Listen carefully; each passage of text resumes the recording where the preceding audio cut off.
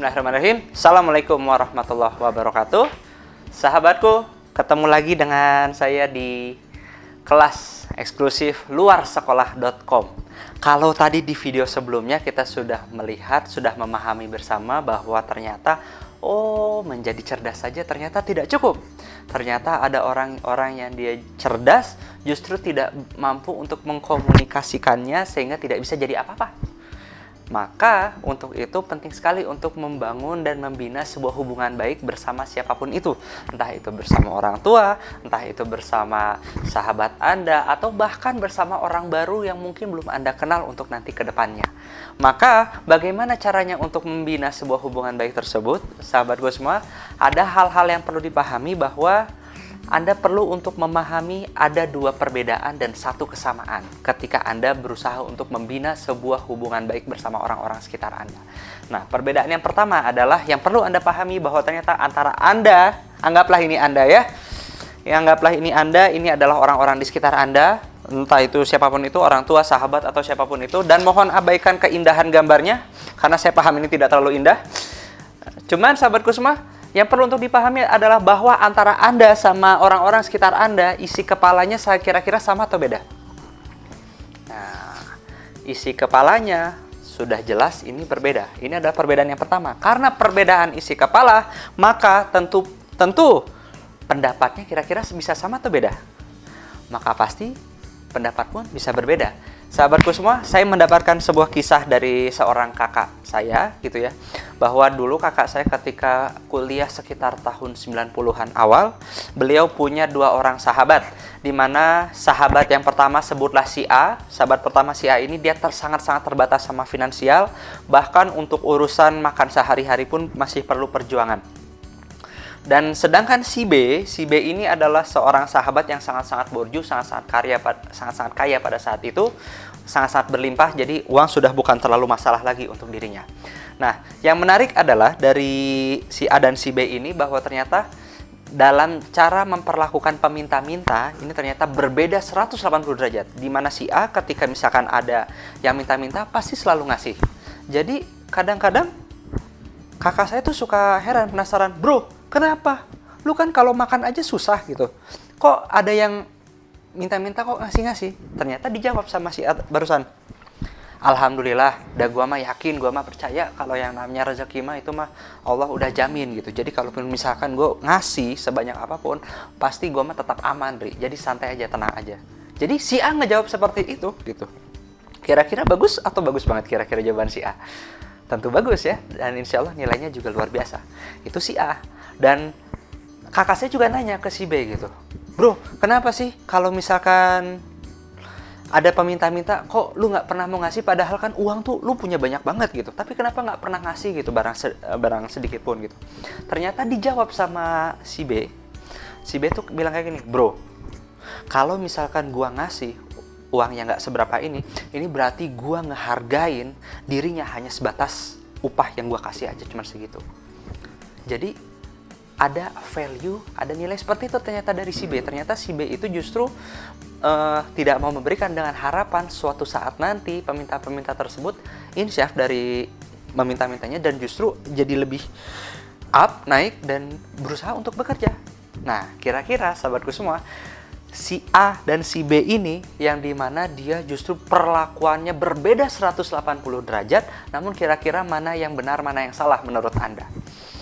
Nah, saya tidak tahu apa jawaban Anda. Namun ketika saya coba tanya ini ke beberapa peserta seminar saya, ternyata dua-duanya tepat. Meskipun ternyata perilakunya 180 derajat, sahabatku semua, tapi boleh jadi ternyata ada kebenaran di masing-masing isi kepala ini. Jadi dengan kata lain, sahabatku semua, beda isi kepala, beda pendapat, hal itu mah yang sangat-sangat wajar.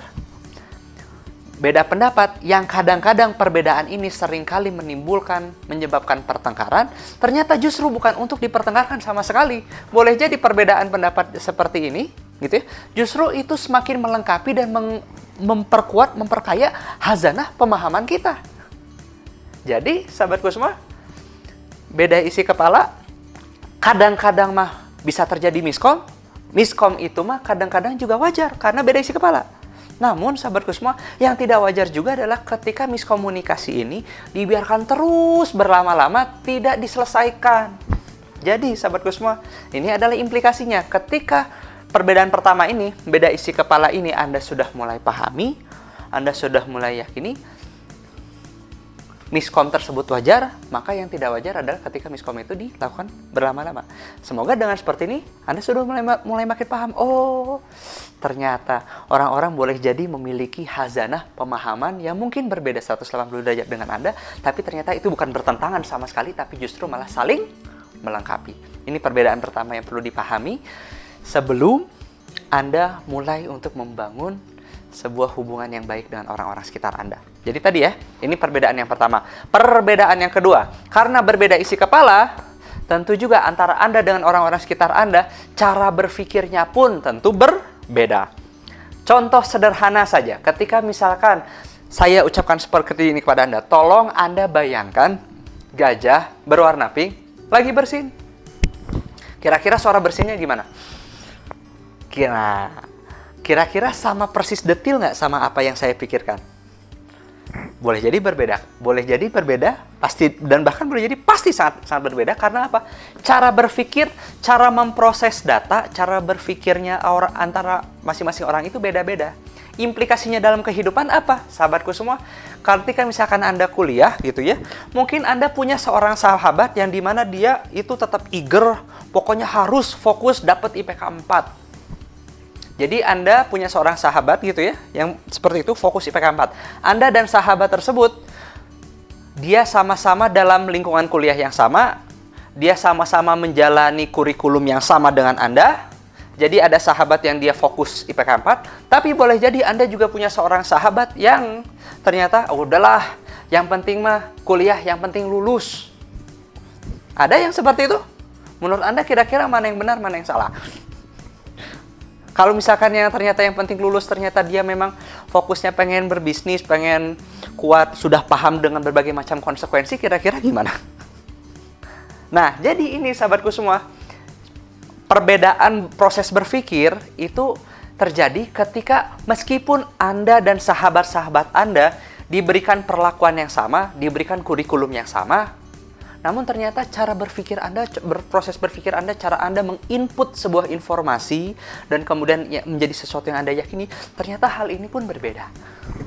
Dan tentunya hal ini pun yang akan menyebabkan perbedaan juga antara respon Anda dan sahabat-sahabat Anda, kan? Perbedaan respon Anda dan sahabat-sahabat Anda, itulah yang nantinya akan menghasilkan menghasilkan Anda punya banyak partner gitu.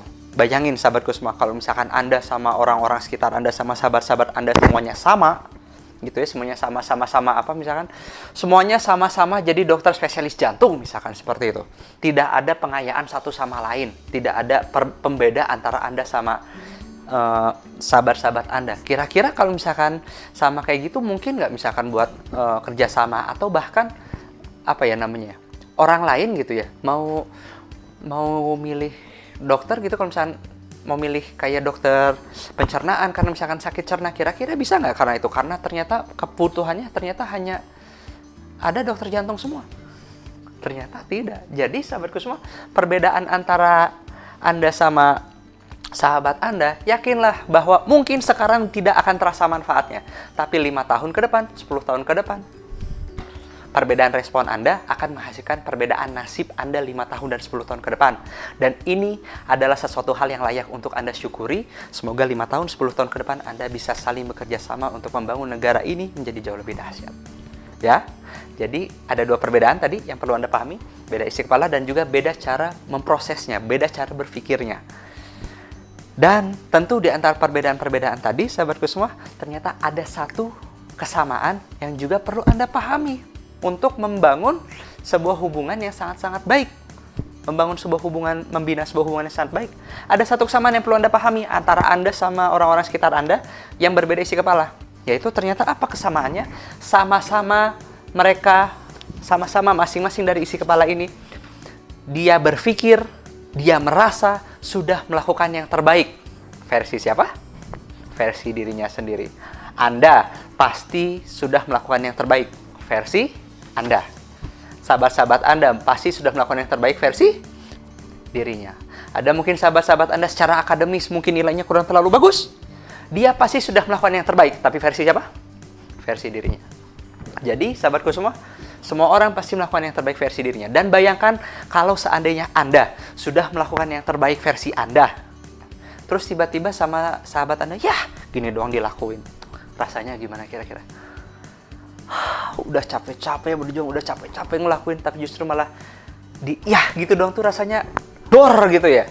Jadi sahabatku semua, cara untuk membina hubungan baik bersama orang-orang sekitar Anda selalu tekankan dalam kepala Anda bahwa semuanya di sekitar Anda selalu melakukan yang terbaik versi dirinya sendiri. Maka angkatlah terlebih dahulu kebaikannya.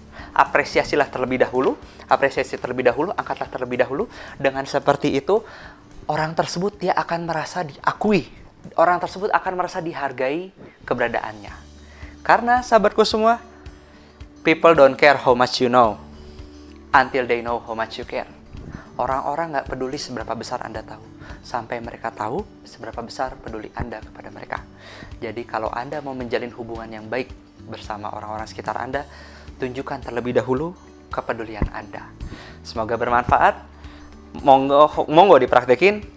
Saya tunggu kabarnya, saya tunggu semoga ada perubahan kualitas kehidupan Anda ketika Anda sudah mempraktekkan materi ini. Ketemu lagi di materi-materi selanjutnya di kelas eksklusif luarsekolah.com. Wassalamualaikum warahmatullahi wabarakatuh.